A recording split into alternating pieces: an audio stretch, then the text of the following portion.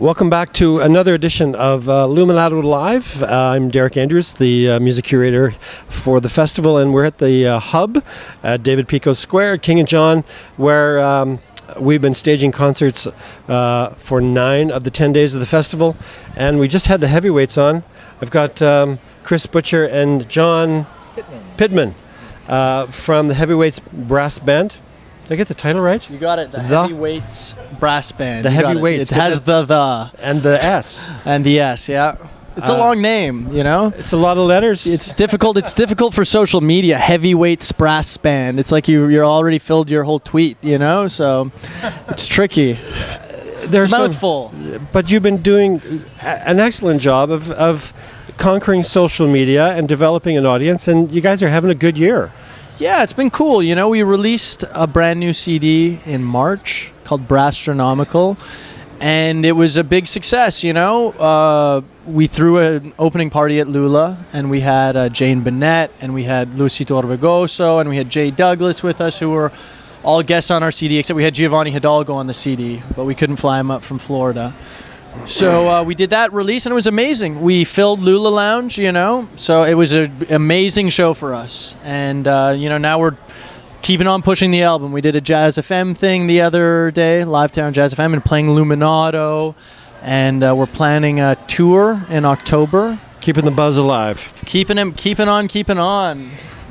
And where did it start? Because it's for those not familiar with the band, a lot of brass. And I, you know, compare it to other bands that we've seen on the street, like the Shuffle Demons and Turbo Street Funk and things like that. What's the distinguishes your approach, and what were the beginnings of the band? So the beginnings of the band are actually, a few of us know each other before we moved to Toronto. Like I grew up in Winnipeg, and the main connection was Paul Metcalf grew up in Winnipeg as well. And I moved out here. He moved out here a couple of years later, and he was looking for gigs. So he saw a Craigslist ad that said, looking for horns for Funky New Orleans Brass Band. And so he went to the rehearsal. He was looking for people to jam with. And he goes to the rehearsal, and our sousaphone player, same story. He just finished, he did a master's at Indiana in classical composition, classical tuba. He came back to town and was looking for gigs. So they met on the bus going to this rehearsal, and the drummer happened to be our drummer, Lowell Whitty. And then Paul sent me a message. Hey, man, I think you know this drummer. I think he goes to school with you. You want to come to this rehearsal next week? It's kind of a cool group. So this was called the Dark Park Brass Band. The predecessor? The predecessor, if you will.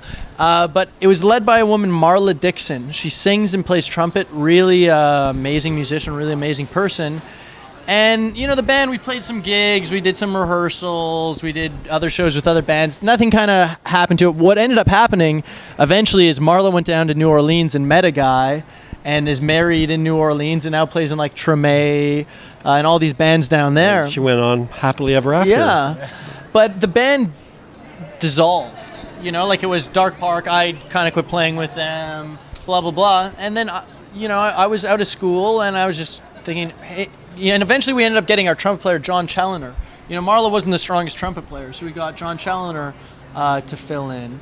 And so it was essentially the heavyweights Let's keep that mic in one place, okay? So essentially it was the heavyweights inside this band, and I sent everybody a message, John and Lowell and Paul and Rob, and said, you know, we got to get this together. And so we started rehearsing at my place. Our first rehearsal, I had a roommate, Justin Gray, and he's like, who's coming over for the rehearsal? And I said, well, it's John Challoner, it's Lowell Whitty, and it's Paul. And he goes, oh, you mean the heavyweights? It was just like, you know, so you've answered a question I was going to ask you. Where does the name come from? Yeah, it was, you know, John, everybody was... Where are they heavyweights? Yeah, we aren't exactly heavyweights, or, you know, it's... I thought the Shuffle Demons were the heavyweights. I don't know, I'm on a diet plan right now, so... do that. Yeah, Shuffle Demons were definitely an influence of ours, and that's something that, you know, some people likened our first album to that. I mean, we haven't had the Much Music hit that they had, because Much Music doesn't play...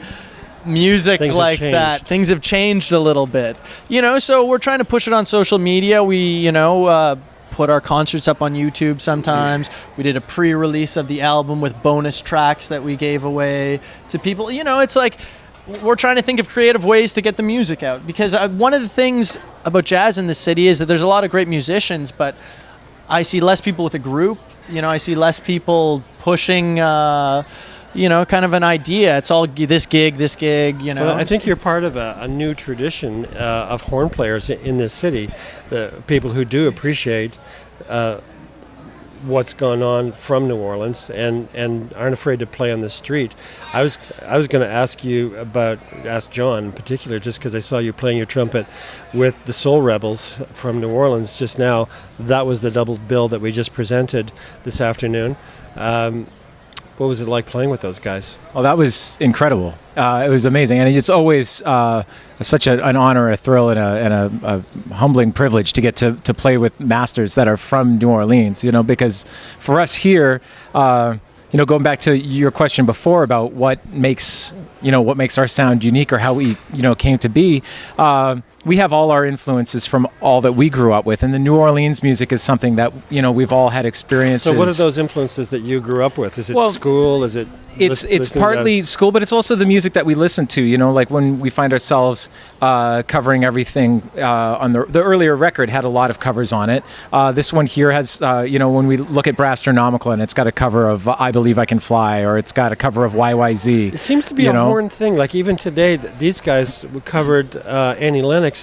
A hit, and I'm talking about the Soul Rebels. Yeah, they were kind of playful or whimsical. There's something happening with a certain jazz mentality there. Where that's the history of jazz. Is that look at the tunes that Louis Armstrong played. Look at all the jazz standards. These were popular songs of the day. Right. But they weren't spoof songs. I mean, when you're playing the Flintstones theme song, they had some interesting mashups. And there was interesting times when these My Favorite Things. I don't know if you heard them go into that. Yes. They went. They're interesting kind of medleys between tunes. And I think it's one of the things too that you get. It's kind of the sense of humor of a group in a sense too, right? Because we have these. But jazz guys have senses of humor? Oh, of course. Of course they do. I thought that was just a rock thing. Jazz musicians, classical musicians, rock musicians, folk musicians, we all got a sense of humor. And I think that sometimes that when you have a group that's primarily instrumental and there's an instrumental drive behind it, how you sort of connect with an audience, or how you can sort of pitch a joke, right? When That's you hear exactly something, where I was going, because it seems like it makes music that's slightly more cerebral a bit more accessible. There's a familiarity and a friendliness, and it draws connections too. The whole idea of mashups, and maybe that's a little bit of a DJ influence as well, is how you can take a hook from one song and put it with another one, or introduce melodies from different. Hear them playing "Get Lucky" earlier, and then some of the background lines were from hits from back in the '80s and things like that, and just drawing connections, and it helps you connect to people in a lot of different ways, across a lot of different genres and that kind of thing. One of the things we found with the first album is that we covered a lot of songs. It was like half covers, I think exactly half covers, half originals. And just the two of us beat it. Why Can't We Be Friends got played on Jazz FM every day, however many times, and it's like, okay, this is cool. This is exposure for the group. The radio station wanted that same familiarity, but it doesn't bring you any royalties. Yeah, I know, that's the bummer. You're telling me is that we paid those people to put those songs on our CD, and then the money goes to them. It's good exposure for the group. I feel like that was a little bit of our story, is that, writing about music is so difficult, and that most of the times when somebody writes an article on the band, they can't speak musically, so it's like, it's like a social thing or whatever. But as soon as you do a song, you band covered Justin Bieber song, it's like you have a headline, it's something for them to grab onto to some extent too. And those songs, that was our biggest exposure, playing covers because Jazz FM played it. That was a definite conscious decision in our new album. We want to put the focus on the original composition. And who are the writers? So I wrote some of the material. Paul Metcalf writes a large part of the material. Rob Tian contributed a song to the album, and John Challoner for the large part, everybody. John's the newest member, so he'll be writing for us soon, but pretty much everyone other than Lowell, And I the think, drummer. and I think maybe that's one of the big success stories, or one of the most exciting things about this new record, is especially like a tune like Booze Hounds from the new record with Jay Douglas as our guest on it. That tune has really kind of started to blow up for us, and it's nice to see that the same level of love and appreciation from the audience and the media as well is being directed around a song that was written by the band. That it's an original internal thing, and I guess that provides a lot of hope for the fact that you can still continue to craft your thing and craft your sound.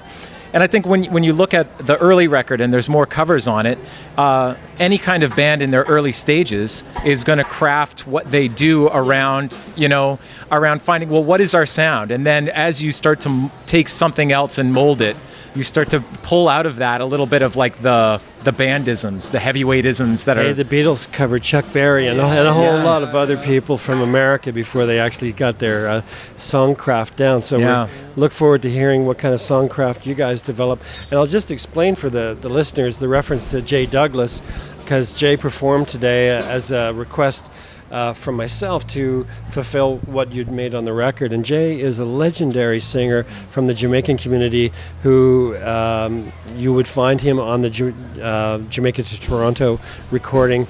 And he's kind of a bridge between reggae and soul right here in town. And you guys found him. How did the Jay Douglas connection come about?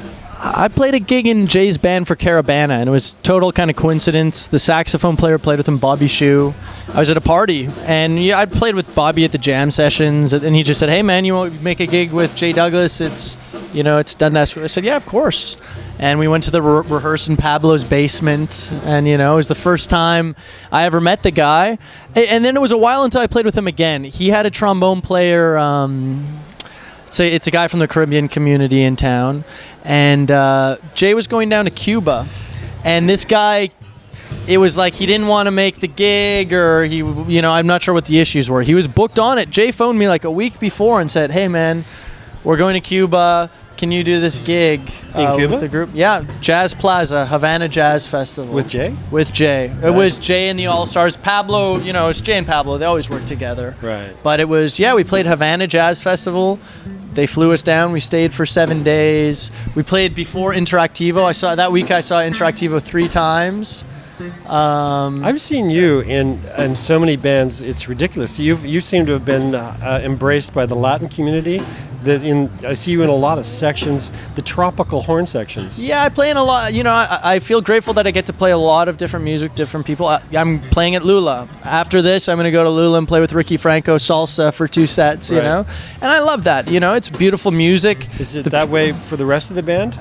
Let John in on this. Yeah, no, most definitely. Like that's one of the things that is maybe one of the biggest challenges for us as a band too, is that we get together and we have our rehearsals and we work towards gigs, but everybody in the band is very active on Toronto's music scene.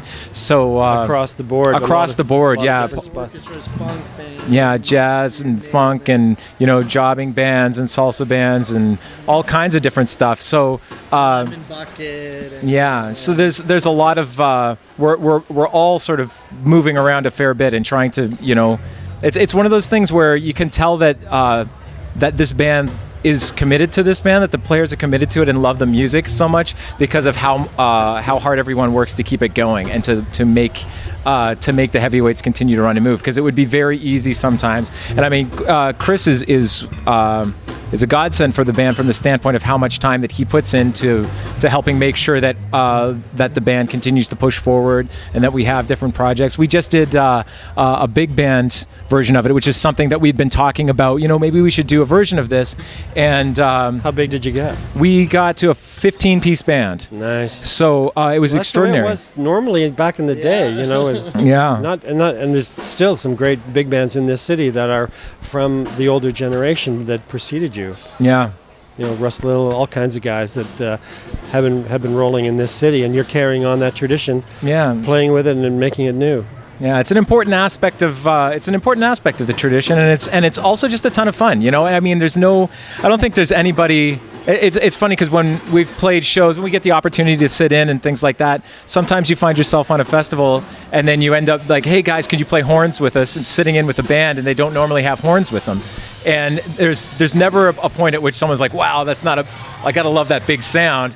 And even ourselves as heavyweights, it's like, what about the idea? What if there were 4 trumpets and 4 trombones? And what if we just blew this thing up in a huge way? And it was exciting. I mean, just to hear that first rehearsal, hearing that sound and everything. Air moving. Yeah, it's really inspiring. And then you bring the influences of all those other great, like there's such a tremendous community of fantastic musicians in Toronto. It's a great music city. Yeah. Before we wrap up, maybe I'll give you a chance, Chris, to tell us what's coming up or plug what's going on, the website, the CD, other gigs. You're playing at Lula tonight, but I'm playing at Lula tonight. Maybe, yeah, Heavyweights. Everyone here is going to be watching Ziggy Marley, of course. Of course. Actually, I'm not going to head to Lula until at least after Sierra Leone Refugee. All right. Maybe I can even stick around for a bit of Ziggy. You know, we probably want to play in the band, don't you? Hey, hopefully maybe they'll invite us up. You know, you already jammed with the guys from New Orleans today, which was amazing. That was so much fun. So you got to check us out online, www.heavyweightsbrassband.com. If you want to reach us on social media, we usually go by @heavyweightsbb. So that's on Instagram, on Twitter. You know. And you're on the radio. You interviewed me. I interviewed you, yeah. At CIUT Wednesdays at noon for 2 hours. 12 till 2 every Wednesday. Dig radio. Dig these guys. Dig Chris and John. Thanks so much for joining us today. Thank you. We're going to wrap up this edition of Luminato Live. The Heavyweights Brass Band who played today, part of the Luminato Festival here at the Hub. Come to our website, luminatofestival.com, for more details. I'm Derek Andrews signing off. See you again.